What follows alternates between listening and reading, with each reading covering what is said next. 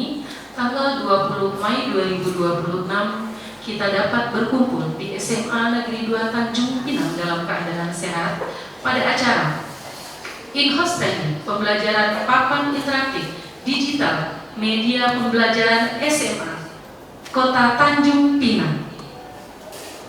Bapak Ibu hadirin yang berbahagia, adapun kegiatan kita ini diadakan latar belakangnya adalah di mana dari hasil survei BPMP ditemukan bahwa penggunaan papan interaktif digital yang sudah dibagikan 6 bulan yang lalu, ya Pak, 6 bulan ya?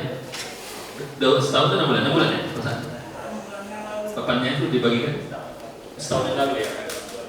2025 ya? Tahunnya udah 2005 ya? Oke, udah setahun yang lalu. Ternyata dari hasil survei pemantau daripada BPMP, ya penggunaannya itu masih belum sesuai dengan peruntukan. Artinya baru sebatas hanya untuk acara-acara seremonial, acara-acara sambutan, acara-acara khusus saja. Padahal peruntukan utamanya adalah untuk media pembelajaran. Untuk itu kita pembelajaran mendalam itu tidak hanya sebatas teoritis, tapi bagaimana kita implementasikan. Nah, dalam hal ini salah satu sarana media sudah diberi pemerintah di papan interaktif digital. Nah, kenapa masih belum kita maksimalkan penggunaannya? Ini kembali kepada kita semua Bapak Ibu. Padahal kita semua ini hadir ini sudah mengikuti pembelajaran mendalam semua. Betul Bapak Ibu, ada yang mendapat pelatihan pembelajaran mendalam? Sudah semua ya? Secara administrasi, Bapak satu pengawas sudah melihat RPM mereka sudah pembelajaran mendalam semua, ada oke semua. Tapi ternyata ini mirisnya, kenapa kok pemanfaatan papan digital tidak maksimal atau belum dimanfaatkan secara baik? Ya, ini terlacak Bapak Ibu. Kalau kita gunakan sama Chromebook juga itu terlacak, dipakai tak dipakai terlacak, digunakan tak digunakan terlacak itu Bapak Ibu. Jadi dalam ini kesimpulannya kita belum lagi memaksimalkan penggunaan papan interaktif digital yang mana peruntukannya adalah untuk media pembelajaran. Ya, bahkan kami Pak Toto turun ke sekolah di pulau. Kemarin saya mau turun di daerah Daeng. Ditemukan di sekolah itu papan digitalnya sudah rusak, tapi nggak dipakai rusaknya. Nah, ini kan sayang Bapak Ibu. Jadi pajangan aja di depan, kan pas lagi sambutan kami minta apa supaya digunakan, udah rusak Pak katanya. Nah, jadi ini sayang Bapak Ibu, rusak nggak dipakai. Kalau rusak dipakai masih mending. Nah, ini Bapak Ibu sayang. Jadi ini diharapkan melalui pelatihan ini nantinya Bapak Ibu, ya mungkin bisa jadi kami beranggapan salah satu masalahnya adalah masih di antara kita ada yang belum memahami penggunaan daripada papan interaktif kita ini. Barangkali itu anggapan sementara ya. Karena sebelumnya udah dilatih dulu, sebelum itu udah dilatih dulu Pak ya, waktu kita bagi itu udah dilatih. Cuma barangkali mungkin belum disosialisasikan kepada semua guru ya. Jadi untuk itu ini harapannya ya Pak Toto ya.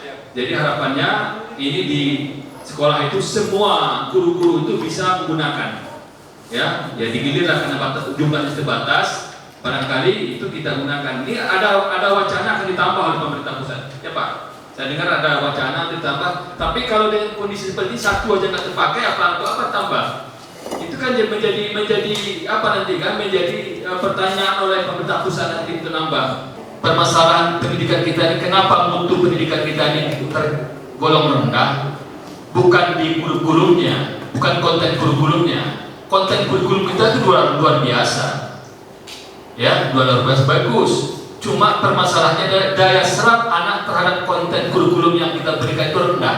Itu yang menyebabkan kurikulum pendidikan kita rendah. Nah, rendahnya daya serap anak terhadap kurikulum ini penyebabnya adalah di pembelajaran tadi, di proses pembelajaran. Ini adalah kata kuncinya. Ya, solusinya adalah pada Bapak Ibu yang masuk ke kelas. Nah, diantaranya adalah pembelajaran kita di kelas itu mungkin salah satunya adalah karena kurang menggunakan media digital, ya pemanfaatan digital, karena ini sekarang kan zaman digital Bapak Ibu ya. Jadi makanya untuk itu dalam pembelajaran mendalam salah satu desainnya dari 4 desain pembelajaran mendalam adalah yang keempat pemanfaatan digital. Ya, jadi upaya bagaimana daya serap anak terhadap kurikulum yang kita berikan itu adalah tinggi. Ya, sehingga endingnya adalah kualitas pendidikan kita meningkat. Ya, ini harapannya Bapak Ibu ya. Jadi ini semuanya untuk meningkatkan kualitas pendidikan kita. Ujung tombaknya Bapak Ibu guru, bukan kami. Kami hanya ngomong di luar aja, tapi yang akan melaksanakan Bapak Ibu yang langsung telat. Jadi harapannya mudah-mudahan melalui kegiatan ini kami berharap untuk dapat masing-masing kita yang betul-betul memanfaatkan papan media digital ini dalam pembelajaran, sehingga dengan demikian harapannya pembelajaran ya kualitas pembelajaran di sekolah kita masing-masing khususnya itu akan meningkat. Puji syukur kehadirat Allah SWT, Tuhan Yang Maha Esa, hari ini merupakan momen yang sangat penting untuk kita berkumpul bersama memenuhi undangan dari Dinas Pendidikan Provinsi Bali. Bapak Ibu seluruh hadirin yang berbahagia, wajib kita bersyukur bahwa pada tahun 2024 lalu Provinsi Kepri berhasil meraih penghargaan terbanyak se-Indonesia. Dari 7 kategori, 5 kategori diboyong semua ke Provinsi Nadiyo. Berikutnya tahun 2025 Bapak Ibu perlu kami sampaikan bahwa Provinsi Kepulauan Riau juga indeks pembangunan manusia ranking 3 di bawah sedikit dari Jogja dengan skor nilai 85,3. Ini merupakan capaian yang harus kita syukuri dan kita banggakan Bapak Ibu.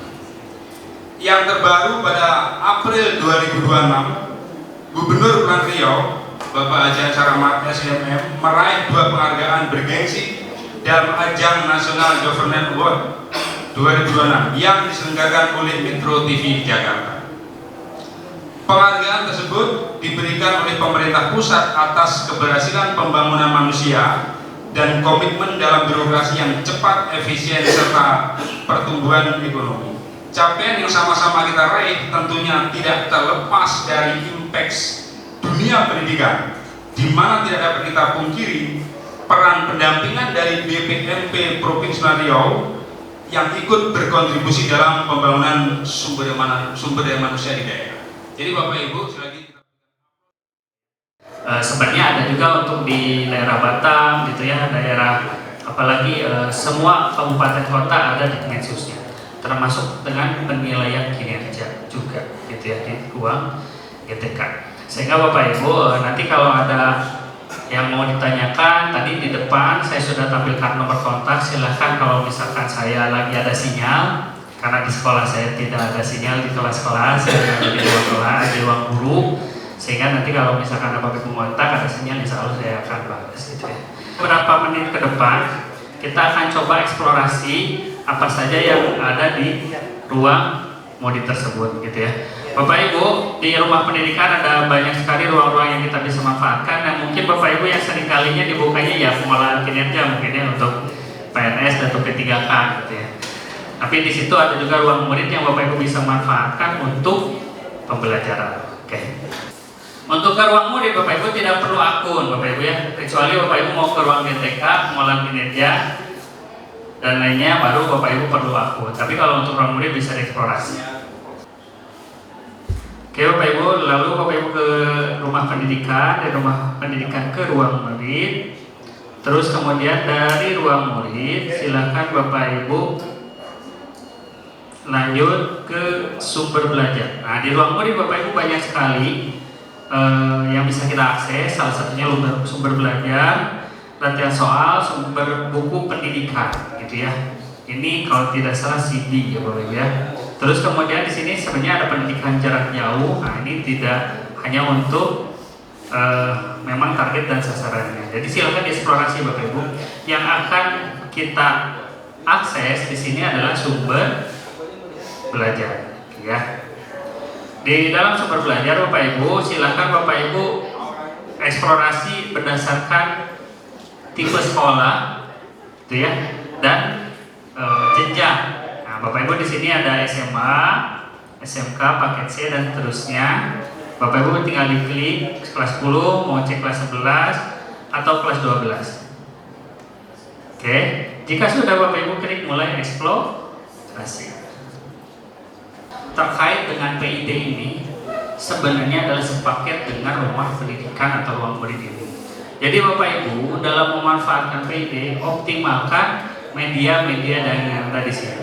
Sangat beragam Bapak Ibu, dari mulai lab maya, anak-anak bisa praktikum langsung di situ secara digital, terus kemudian game edukasi gitu ya lewat permainan, ada video interaktif, ada video eksplorasi topik dan artikel. Nah Bapak Ibu, sekarang langkah kedua, jika Bapak Ibu sudah di sumber belajar,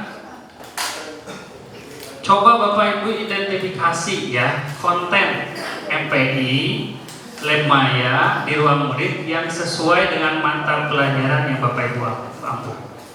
Oke, silahkan dipilih. Nah nanti di Bapak Ibu tinggal difilter berdasarkan mata pelajaran ada berapa. Di sini mata pelajaran. Kalau Bapak Ibu mengkliknya kelas 10 tadi, ingat Bapak Ibu untuk IPA IPS tidak, pelajarannya adalah IPA IPS ya, tidak sejarah, tidak geografi. Kalau Bapak Ibu tadi pilihnya kelas 10. Oke. Silakan Bapak Ibu. Karena Bapak Ibu saya lihat ada juga catatan gitu, buat handphone, silakan Bapak Ibu hitung ya kira-kira nih Bapak Ibu ada berapa konten media yang ada di situ yang mendukung dengan pembelajaran Bapak Ibu. Jadi Bapak Ibu, rumah pendidikan ini baru berjalan 1 tahun, launching 2025 kalau tidak salah ya. Nah Bapak Ibu, di situ masih dalam tahap pengembangan. Karena dalam tahap pengembangan, sehingga Bapak Ibu perlu kontribusi. Nah, oleh karena itu Bapak Ibu, kenapa saya minta Bapak Ibu eksplor? Kalau memang ada medianya, Bapak Ibu ada medianya, sesuai dengan materi Bapak Ibu, ya, Bapak Ibu coba praktekkan di kelas. Lalu bagikan praktek baiknya, coba beberapa kali sampai dapat praktek baiknya. Dan itu disimpan Bapak Ibu. Nah barangkali nanti kalau ada lomba itu bisa diikutkan. Apalagi kan prioritas kita di tahun 2 tahun ini adalah PID dan rumah pendidikan. Itu kalau tersedia. Ya Bapak Ibu, kalau misalkan tidak tersedia bagaimana? Kalau tidak tersedia bagaimana Bapak Ibu? Apakah PID-nya tidak digunakan? Tetap digunakan ya? Tetap digunakan ya, kalau tidak tersedia ya berarti kita buat. Waduh Pak kan saya nggak bisa Pak buat media. Ya, sekarang kan udah zamannya enak Bapak Ibu ya. Tinggal kasih perintah Bang AI gitu, Bang AI atau Teh AI kalau di Sunda mah Teh AI gitu teh bikinin dong media ada jadi gitu ya. Nah, jadi Bapak Ibu, satu lagi yang ingin saya sampaikan adalah Bapak Ibu, tadi kan Bapak Ibu udah eksplorasi ya. Tadi ada yang banyak, ternyata pas banyaknya adalah teks. Jadi di sini Bapak Ibu video interaktif, dia memiliki interaksi minimal 2 arah, di mana Bapak Anda dapat memilih jawaban, melakukan aktivitas klik, atau memilih cabang cerita dan ada umpan balik. Itu media interaktif. Terus kalau misalkan lab maya, Bapak Ibu bisa ada juga interaksi 2 arah, melakukan simulasi eksperimen ya, kayak kalau misalkan orang IPA matematika dan pada tahu ya ada PET Colorado gitu ya. Nah itu kan kalau PET Colorado dikembangkan di luar, nah ini yang dikembangkan oleh kementerian. Terus kemudian ada game edukasi, nah ini yang paling populer di awal-awal ketika PID diluncurkan. Ada game apa ya, mau hitung gitu ya, wah kayaknya tuh seluruh Indonesia bertarung berhitung gitu ya, tambah kali gitu ya, bagi kayak gitu. Nah, yang selanjutnya video dan teks. Nah, sekarang kementerian lagi fokus ke 3 ini. Bapak Ibu ya, video interaktif, media interaktif, lab maya, dan game edukatif. Gitu ya. Nah, Bapak Ibu, di sini ada rekomendasi pembelajaran. Apalah arti sebuah media Bapak Ibu ya? Jika tidak ada Bapak Ibu, bener ya? Karena mau ada isu kan, kalau nggak salah siapa ya, Elon Musk nggak tahu CEO-nya Nvidia ya, Nvidia yang bilang bahwa guru nanti digantikan oleh AI. Saya tidak sepakat gitu ya. Karena ya itu kalau di media ya kita yang menghidupkannya gitu ya. Di sini Bapak Ibu, kalau Bapak Ibu ingin eksplorasi, ini yang direkomendasikan. Ada nggak model pembelajaran yang lain Bapak Ibu? Ada ya. Cuma di sini pemerintah merekomendasikan berbagai macam metode atau model. Di sini ada station education, ada flipped classroom, dan lab rotation. Kalau saya seringnya pakai apa Bapak Ibu? Saya seringnya pakai ini Bapak Ibu, flip classroom. Jadi saya kasih dulu ke anak-anak di rumah gitu ya, khusus untuk konten rumah pendidikan. Kenapa? Karena di kelas nggak ada sinyal gitu ya. Kecuali kalau memang pelaksananya saya di lab komputer ada sinyal gitu ya. Nah ini Bapak Ibu ya, prasyaratnya banyak di sini. Nanti Bapak Ibu eksplorasi, nanti saya bagikan juga materinya ya. Nah terus kemudian simulasinya seperti apa Bapak Ibu? Simulasinya adalah kayak gini. Tadi kan apa di sini station rotation. Di sini Bapak Ibu kita buat pos-pos gitu ya. Di sini ada yang pakai laptop, ada yang pakai kertas, ada yang mengamati, ada juga yang menonton video di PID. Jadi PID 1 itu bisa kita hidupkan lewat station rotation ini, gitu ya. Jadi di sini sengaja tidak dibuat daring semua, misalkan nggak laptop semua. Tapi kalau Bapak Ibu merasa dengan laptop aja cukup, nggak apa-apa juga. Preferensinya, pertimbangannya ada di Bapak Ibu semua, mengukur kira-kira saya perlu pakai laptop semua atau ada kertas. Kalau saya di sini pakainya ada kertas, gitu ya. Terus kemudian agar lebih variatif gitu ya, nggak melulu berbeda. Jadi setiap station punya pengalaman yang berbeda. Selanjutnya adalah flip classroom. Nah ini yang saya lakukan karena di daerah saya di pulau, gitu ya, di Pulau Mubi ada beberapa spot sinyal. Kalau di pelabuhan sinyal ada, M3 ada, Telkomsel ada, gitu ya, Excel ada. Tapi kalau udah ke sekolah, ke hutan, itu udah hilang gitu ya. Jadinya saya coba bagikan dulu materinya, materi-materi rumah pendidikan tadi, anak-anak eksplorasi. Nanti di kelas saya konfirmasi apakah sudah membaca, apa sudah memahami atau belum. Kalau sudah lanjut, kalau belum saya coba jelaskan ulang, nge-record, gitu ya. Terus kemudian Bapak Ibu, dan yang selanjutnya adalah lab rotation, di mana di sini murid berotasi dari kelas tatap muka ke laboratorium komputer gawai untuk eksplorasi belajar mandiri. Nah, jadi Bapak Ibu mungkin ini sama halnya dengan yang station rotation, cuma di sini fokus pada eksplorasi mandiri menggunakan video, simulasi sistem digital, membantu murid memperdalam konsep sesuai kecepatan masing-masing. Jadi ada simulasinya di situ. Kalau tadi di station rotation itu biasanya pakai LK, lembar kerja. Jadi setiap berkeliling, tapi usahakan di rotation ini syaratnya satu, materinya tidak berjenjang. Kalau berjenjang nanti bingung ya ujung. Oh, ujung-ujung kesimpulan akhir gitu ya.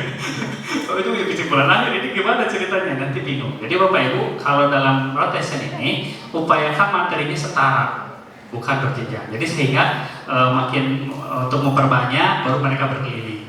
Tapi jangan berurut gitu ya. Kalau berurut itu susah untuk station rotation. Nah sekarang Bapak Ibu, kementerian khusus ini ya untuk Bapak Ibu semua ini, karena hanya untuk SMA. Ada program yaitu modular, lomba membuat konten digital untuk pembelajaran. Gimana cara lombanya? Gitu ya. Nanti Bapak Ibu, modular ini tujuannya adalah untuk kebutuhan digital tadi. Ternyata masih banyak materi yang belum. Ya. Terus kemudian di sini Bapak Ibu urgensinya kebutuhan digitalisasi ya di SMA. Bapak Ibu 6 bulan yang lalu ini masih mending Bapak Ibu. Banyak gitu ya ketika itu ada menu-menu yang di 6 bulan yang lalu sedikit sekali Bapak Ibu, mungkin sekitar 20-30% dari apa yang Bapak Ibu eksplorasi hari ini. Gitu ya. Sehingga Bapak Ibu di sini butuh banget media kreasi dari Bapak Ibu semua. Terus Bapak Ibu pentingnya media interaktif, laboratorium maya, terus optimalisasi PID juga. Dan yang terakhir hadirnya program modular gitu ya. Nah, Bapak Ibu syaratnya apa? Ini karena yang buat adalah SMA, berarti syaratnya adalah guru SMA. SMK gimana? Jadi jangan senggol tetangga. Jangan senggol tetangga SMK ke SMP, ini khusus untuk SMA. Terus kemudian Bapak Ibu caranya gimana? Daftar melalui mekanisme resmi, nanti saya bagikan link pendaftarannya. Jadi Bapak Ibu, aduh Pak saya kan nggak bisa buat. Nah nanti dibimbing Bapak Ibu, dikasih tahu caranya bikinnya kayak gini. Oh, ini lomba Bapak Ibu ya, tapi dikasih tahu caranya gimana ya. Jadi yang basicnya Bapak Ibu dikasih tahu, tapi nanti yang mengembangkan adalah kreativitas Bapak Ibu semua. Terus Bapak Ibu menghasilkan konten original. Di AI kontennya original apa enggak? Original apa enggak? Tidak ya. Makanya kalau di AI dia harus dikasih tahu bahwa itu tuh diproduksi lewat AI apa, gitu ya. Karena yang kalau AI kreativitasnya ada di mana Bapak Ibu? Di prompt. Nah, kalau Bapak Ibu cuma ini media pembelajaran materi tentang ekosistem, nah hasilnya kan wah itu bisa lain-lain. Tapi kalau Bapak Ibu ngasih promptnya bikin ekosistem, tujuan pembelajarannya ini, detailnya ini, asetnya ini, gambarnya ini, ramu, langkah-langkahnya ini, gitu. Evaluasinya soal-soalnya yang kayak gini, hasilnya harus mengukur tujuan pembelajaran tadi banyak Bapak Ibu. Prompt aja Bapak Ibu bisa satu halaman full, gitu ya. Jadi semakin detail perintah Bapak Ibu itu akan semakin medianya semakin sesuai dengan yang Bapak Ibu inginkan, gitu ya. Jadi Bapak Ibu, kalau Bapak Ibu nanti buat AI tadi ya, ikuti lomba ini, Bapak Ibu tuliskan AI-nya apa ya. Terus kemudian ada juga pembuatan media berbasis AI. Nah, jadi Bapak Ibu, ini lomba sekaligus pelatihan, gitu ya. Tapi khusus untuk guru SMA. Ini luar biasa Bapak Ibu ya. Untuk kita. Nah, nanti Bapak Ibu pertemuan kelimanya ada di 20 Juni, pengembangannya sampai 4 Juli, unggah kontennya 5 Juli. Berarti berapa minggu lagi Bapak Ibu? 6, 7, nah 7 lah ya, 7 minggu, 6 sampai 7 minggu ya. Aman ya Bapak Ibu? Aman. Bapak Ibu daftar aja dulu, nanti soal bisa atau enggak, yang penting kan dapat ilmunya dulu ya, ada 5 pertemuan gitu. Halo Bapak Ibu? Oke.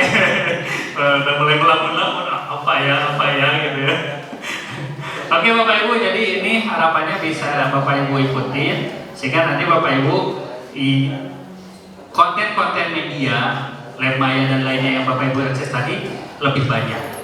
Nanti di sini di akhir ada pemberian apresiasi di 30 Juni biasanya diundang di Jakarta, ya, untuk pemberian apresiasi terkait dengan konten yang Bapak Ibu buat, gitu ya.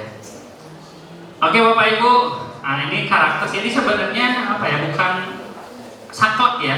Misalkan nih sejarah, bahasa, teori hanya media interaktif, nih Lab Maya cuma fisika, kimia, biologi, geografi misalkan, enggak. Tapi ini biasanya tersedianya seperti ini. Tapi kan kalau misalkan sejarah bikin lab kayak mana ya, gitu, bikin labnya kan bingung ya. Tapi kalau ini kan Lab Maya fisika pun bisa jadi ada materinya, kimia ada materinya bisa. Jadi kalau kimia IPA kayaknya lebih fleksibel, dia mau ke media interaktif, Lab Maya atau game edukasi, gitu ya. Di sini ada fokus utamanya, ada navigasi, simulasi, gitu ya, ada tantangan. Kalau game edukasi ada tantangannya. Terus kemudian media interaktif ada tombol pilihan, swipe, klik, reveal, slide pengaturan, pilihan alat ukur ya kalau misalkan guru IPA ya terutama. Terus kalau di game edukatif ada draft, mechanical level dan score. Nah ini Bapak Ibu bisa dieksplorasi. Oke Bapak Ibu boleh difoto, boleh dibagikan, boleh diingat, gitu ya. Ini pendaftarannya Bapak Ibu ya. SMA kemdikdasmen.go.id/event/modular. Oke, di situ nanti ada form yang Bapak Ibu isi, nanti ditunggu aja undangan untuk pertemuan pelatihannya. Barangkali ada Bapak Ibu teman-teman yang berminat dan punya potensi juga. Kalaupun tidak, sekali lagi Bapak Ibu ada pelatihannya, jadi jangan khawatir, dan ini dikumpulkan sekali lagi 6 minggu kemudian. Semoga Bapak Ibu bisa membantu dan mengisi konten-konten rumah pendidikan atau di ruang murid yang belum lengkap tadi Bapak Ibu ya. Oke Bapak Ibu, mungkin itu saja dari saya. Mohon maaf Bapak Ibu ya kalau ada kekurangan. Izinkan Pak Lego dan Bapak Ibu semua tidak bisa lama membersamai. Semoga nanti ada kesempatan lebih panjang lagi Bapak Ibu biar kita bisa mengeksplorasi lebih banyak lagi tentang rumah pendidikan dan media-media pembelajaran interaktif lainnya. Dari sejauh ini selama saya menggunakan PID, selama pengalaman saya, bahwasanya anak-anak akan lebih aktif dan tertarik menggunakan PID ketika materi pembelajaran kita kombinasikan antara materi dengan game-game interaktif ya Kak. Game-game interaktif yang menarik disertai dengan gambar dan suara sehingga anak-anak lebih tertarik dan berminat dalam mengikuti pembelajaran saya. Itu aja. Baik. Selama ini saya menggunakan aplikasi Canva untuk membuat game-game interaktif. Di sana kita dibantu dengan Canva AI. Tinggal kita masukkan form seperti apa yang saya inginkan dan materi apa yang saya inginkan. Juga tingkat kesulitannya. Alhamdulillah dengan adanya Canva AI, saya terbantu untuk membuat game-game interaktif untuk media pembelajaran saya di kelas. Saat penggunaan PID ya, mungkin guru-guru selama ini terkendala dengan penggunaan PID yang pertama dari jumlahnya. Karena PID yang kita terima di sekolah cuma 1, sementara jumlah kelas yang ada itu ada 18 kelas. Sehingga ketika guru-guru ingin menggunakan PID, mereka harus mengatur jadwal, tidak setiap saat bisa menggunakan gitu. Kita harus berbagi juga dengan guru yang lain gitu. Karena kita ketahui bahwa dengan menggunakan PID ini kan banyak kelebihannya daripada menggunakan Infocus atau lain sebagainya. Sehingga guru banyak yang tertarik, sehingga kita harus mengatur waktu supaya tidak berebut gitu aja. Jadi kalau biasanya kalau saya menggunakan Canva AI, tentu yang paling mudah dan yang paling cepat itu kita menggunakan Canva AI kan. Jadi kita memanfaatkan akun ID Belajar untuk membuat Canva AI sesuai dengan materi pembelajaran kita. Kemudian setelah itu kita share ke siswa apa yang sudah kita buat. Kemudian baru kita menggunakan PID itu untuk menampilkan salah satu layar, ya biasanya dari layar gurunya, dan untuk dari siswanya itu biasanya diaksesnya menggunakan handphone masing-masing. Kalau kendala karena gini ya Bu, untuk pelatihannya kita sudah diberikan. Tapi karena papan itu cuma 1, akses kita di SMA 2 ada 70 guru. Jadi kalau untuk menggunakan semuanya dapat menggunakan itu kayaknya nggak bisa. Karena kan papan PID itu ada di ruang serbaguna, ruangannya pun selalu dipakai. Jadi untuk akses bawa ke kelas itu nggak mudah, sehingga untuk menggunakan itu kami agak kesulitan gitu. Menurut saya sih kalau misalnya kita udah terbiasa, kita sering pakai, mungkin sekali 2 kali mungkin agak susah lah ya, karena mungkin belum terbiasa. Tapi kalau menurut saya kalau udah terbiasa kita bisa pakai gitu. Cuman kendalanya itu tadi, cuman 1, dan untuk akses ke kelas-kelas juga susah karena ada tangga-tangga yang harus dilewati, aksesnya susah, sehingga mungkin penggunaannya juga kita terkendala itu. Kalau dijadwalkan sih sepertinya ya, maksudnya dijadwalkan setiap guru mungkin ada jadwalnya, dan mungkin ada hari tertentu yang memang ruangan ini nggak boleh digunakan untuk pertemuan apapun, gitu, hanya untuk khusus belajar gitu ya. Jadi dijadwalkan misalnya kita tadi 70 orang guru, satu harinya misalnya cuma 4 orang gitu ya. Itu saja berarti sekitar hampir 18 hari. Solusi yang lain yang tadi terpikir sama Kak Asi ini juga tadi mungkin bisa diletakkan di ruangan yang memang jarang digunakan. Kalau di sekolah kami kan lab fisika itu lumayan luas ya.